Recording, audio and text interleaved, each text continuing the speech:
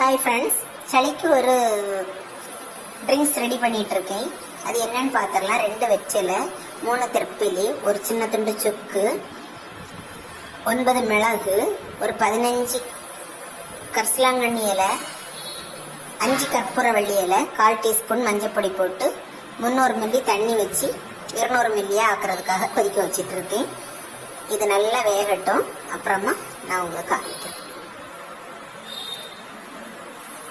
நல்லா கொதிச்சிட்டு இருக்கு. இப்போ நம்ம ஆஃப் பண்ணிடலாம். ஆஃப் பண்ணி ஒரு 10 நிமிஷம் மூடி போட்டு மூடி விட்டுறலாம்.